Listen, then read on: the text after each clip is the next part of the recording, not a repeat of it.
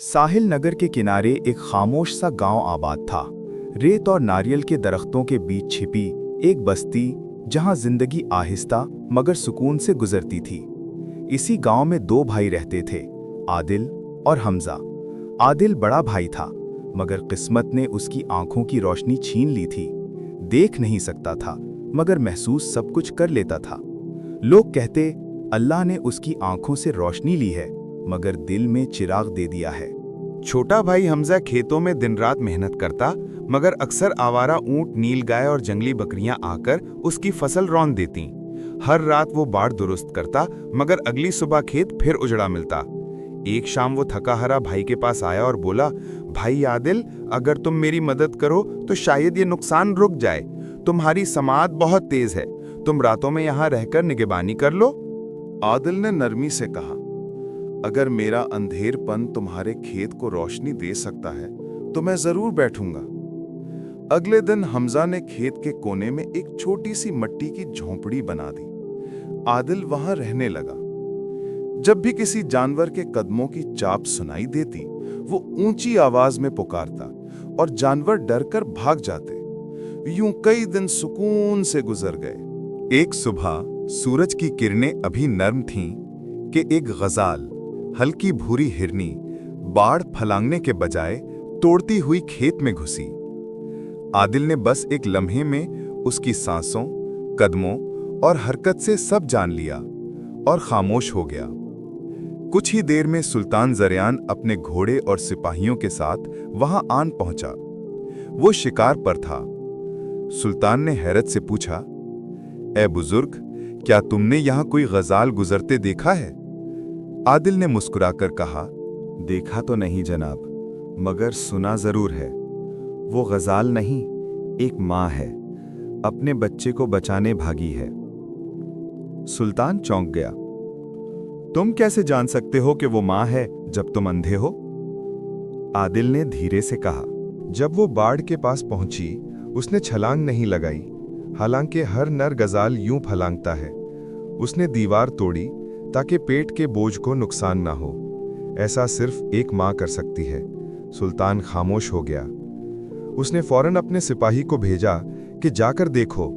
सिपाही वापस आया तो बोला, जहां बुजुर्ग ने कहा था वहां वाकई एक हामिला हिरनी छुपी है, सांस फूली हुई। सुल्तान ने हैरत से आदिल को देखा। अंधा होने के बावजूद तुमने वो बात देखी जो मैं अपनी आंखों से ना देख सका। तुम्हारी अकल मेरे सारे वजीरों से बेहतर है। इसी लम्हे सुल्तान के दिल में एहतराम जागा। उसने कहा, आओ मेरे साथ महल चलकर रहो, जहां तुम्हारी दानिश से सब फायदा उठाएंगे। आदिल ने सर झुकाकर कहा, सुल्तान, मैं अंधा जरूर हूं, मगर रोशनी मेरे दिल में है। अगर मेरा इल्म दूसरों के काम आ जाए तो यही मेरी आंखों का सदका है। यूं साहिल नगर के अंधे आदिल की शोहरत पूरी सल्तनत में फैल गई। एक ऐसा शख्स जो कुछ देख नहीं सकता था, मगर सब समझ लेता था। वादिये नासिफ के संगमरमर जैसे महल में सुल्तान जरियान ने एक दिन अपने मुशीर आदिल को बुलाया। वही नाबीना मगर बसीरत वाला शख्स जो अब दरबार का सबसे मोतबर मुशीर बन चुका था। सुल्तान के चेहरे पर मुस्कुराहट थी, मगर आंखों में कोई पुरानी खलिश झलक रही थी।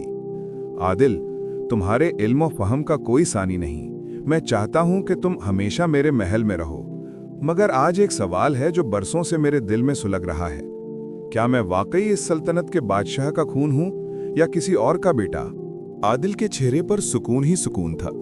उसने नर्म लहजे में कहा, सुल्तान अली, आपके ताज की कदर आपकी नीयत से है, नसब से नहीं। बेहतर है कि दिल के इस धुएं को हवा ना दें। मगर जरियान बजिद था। नहीं आदिल, मैं सच जानना चाहता हूं। अगर तुम्हें मेरी मां से मिलने की जरूरत है तो हुक्म दूं? मेरे वालिद तो दुनिया से जा चुके हैं। आदिल ने आहिस्ता से कहा, नहीं हुजूर, मुझे किसी से मिलने की जरूरत नहीं, मगर पहले मुझसे वादा कीजिए, मेरा जवाब सुनकर गुस्सा नहीं करेंगे। सुल्तान ने कहा, वादा करता हूं। आदिल के लबों पर हल्की सी जुम्बिश आई, जैसे कोई भारी राज जबान पर आ रहा हो। जनाब, आप किसी बादशाह के बेटे नहीं, बल्कि एक ताजिर की औलाद हैं, और उस ताजिर की कंजूसी की आदत आपके लहू में अब तक बह रही है। जरियान के चेहरे का रंग बदल गया। उसने गुस्से में आकर खंजर निकाला और सीधा अपनी माँ मलिका सलीमा के हुजरे की तरफ दौड़ा। माँ, सच कहो, क्या मैं वाकई मेरे वालिद का बेटा हूँ? झूठ बोला तो मैं अपनी जान दे दूंगा। मलिका लरस गई, आंखों में आंसू भर आए। बेटा, ये राज बरसों से मेरे दिल में कैद है। तुम हमारे नहीं थे।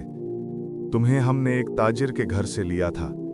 वो ताजिर तुम्हारे वालिद का दोस्त था, मगर उसकी कंजूसी मशहूर ज़माना थी। एक रात आतिशज़दगी में उसका घर जल गया, सारा खानदान खत्म हो गया, बस तुम जिंदा बचे थे। हमने तुम्हें अपनी औलाद समझकर पाला, तुम्हें कभी फर्क महसूस न होने दिया, मगर ये सच है कि तुम हमारा खून नहीं हो। ज़रियान चंद लम्हे खामोश खड़ा रहा। तलवार हाथ से छूट गई। उसके दिल में तूफान बरपा था, दुख, हैरत, शर्मिंदगी। वो वापस आदिल के पास आया, आहिस्ता से बोला, आदिल, तुम्हें कैसे मालूम हुआ कि मेरे वालिद एक कंजूस ताजिर थे? आदिल मुस्कुराकर बोला, सुल्तान, अगर आप किसी बादशाह की औलाद होते तो मेरे हर दुरुस्त जवाब पर आपने मुझे इनाम दिया होता, मगर आपने एक सिक्का तक देने की जहमत नहीं की। यही आपकी फितरत ने आपका नस्ब आश्कार कर दिया। ज़रियान ने सर झुका लिया। तुम ठीक कहते हो आदिल, मैंने अपनी असल से भागने की कोशिश की, मगर आज से मैं कंजूसी छोड़ दूंगा, क्योंकि खून चाहे किसी का हो, अमल इंसान का अपना होता है। उसने सोने के सिक्के से भरी थैली आदिल के हाथ में दी। ये इनाम नहीं, शर्मिंदगी का कफारा है, और मैं जानता हूं ये राज तुम्हारी जुबान से कभी बाहर नहीं निकलेगा। आदिल ने मुअद्दिबाना लहजे में कहा, जनाब, जिस दिल में खौफे खुदा हो वहां जबान खुद राजों की मुहाफिज बन जाती है। सुल्तान ने एक लम्हा तवक्कुफ के बाद कहा, आदिल, अब मुझे तुम्हारी दानाई की एक और जरूरत है। कुछ दिनों से मुझे लगता है कि दरबार में कोई मेरे खिलाफ साजिश कर रहा है। क्या तुम अपने इल्म से ये मालूम कर सकते हो कि वो कौन है? आदिल ने धीरे से कहा, सुल्तान, सच्चाई कभी पर्दे में ज्यादा देर नहीं छुपती, मगर इस बार फैसला तुम्हारी आंखें नहीं, तुम्हारा दिल करेगा, और मैं तुम्हें वो रास्ता दिखाऊंगा। दारुल अनम की सल्तनत में दिन की रोशनी तलवारों की चमक की तरह फैली हुई थी। सुल्तान ज़रियान तख्त पर बैठा था। उसके पहलू ने वही नाबीना मगर दाना मशीर आदिल खामोश खड़ा था। सुल्तान ने कहा, आदिल, मुझे शक है कि मेरे दरबार में कोई मेरे खिलाफ साजिश कर रहा है। तुम्हारी दानाई पर भरोसा है, क्या तुम इसकी तह तक पहुंच सकते हो? आदिल ने कुछ लम्हे सोचा, फिर अदब से बोला, जहांपनाह, ये मामला नाजुक है। अगर इजाजत हो तो मैं सब वजीरों और उमरा से मुलाकात करूं, उनके लहजों और लफ्जों के वजन से अंदाजा लगा लूंगा कि कौन वफादार है और कौन नहीं। सुल्तान ने कहा, कल तुम मेरे साथ दरबार चलोगे। अगर तुमने सच्चाई मालूम कर ली तो मैं तुम्हें वो इनाम दूंगा जिसका तुमने ख्वाब भी ना देखा होगा। अगले दिन का दरबार। सुल्तान ज़रियान तख्त पर जलवा फरोज हुआ। सब वज़रा, मशीर और उमरा कतार में खड़े थे। सुल्तान ने ऐलान किया, आज से आदिल हमारे दरबार का हिस्सा है। उसकी बातें तुम्हें शायद अनोखी लगें, मगर उनमें अकल की रोशनी है। दरबार में सरगोशियां गूंजने लगीं। नाबीना मशीर, ये कैसे हो सकता है? मगर सुल्तान खामोश रहा। आदिल अपनी नशिस्त पर बैठ गया। आंखें बंद थीं, मगर कान चौकस। वो हर आवाज, हर सांस और हर झूठ की लर्जिश सुन रहा था। जब दरबार खत्म हुआ तो सुल्तान ने आदिल को बुलाया। आदिल बोला, जहांपना, वजीर फारिस की बातों में लर्जिश है। वो हर जुमले के बाद अपनी सांस बदलता है, जैसे झूठ बोलने से पहले खुद को यकीन दिलाना चाहता हो। वो बार बार अपनी बात पलटता है। ये वही करता है जो सच को छुपाना चाहे। मेरा मशवरा है कि इस पर खुफिया नजर रखी जाए। सुल्तान ने सफा सालार को हुक्म दिया कि फारस पर निगरानी रखी जाए। चंद दिन बाद रिपोर्ट आई, जहांपना, वजीर फारस दुश्मन सल्तनत शम्मर के दरबारियों से खुफिया मुलाकातें कर रहा है। वो सरहदी फौज की निगरानी कम करवा चुका है ताकि बगावत के वक्त हमला आसान हो। सुल्तान के चेहरे पर सख्ती आ गई। आदिल, तुम्हारा शक दुरुस्त लगता है, मगर मैं चाहता हूं वो खुद अपने हाथों से अपने जुर्म का एतराफ करे। आदिल मुस्कुराया, अगर इजाजत हो तो एक चाल तजवीज करूं। कहो। कल के दरबार में ऐलान कीजिए कि खजाने की निगरानी सल्तनत के सबसे ईमानदार वजीर के सुपुर्द की जाएगी।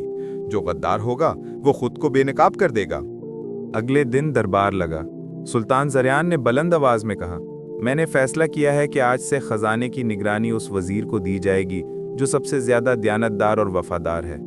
ये सुनकर फारिस का चेहरा जर्द पड़ गया। वो लरसती आवाज में बोला, जहां पना, मुझे ये जिम्मेदारी क्यों नहीं दी जा रही?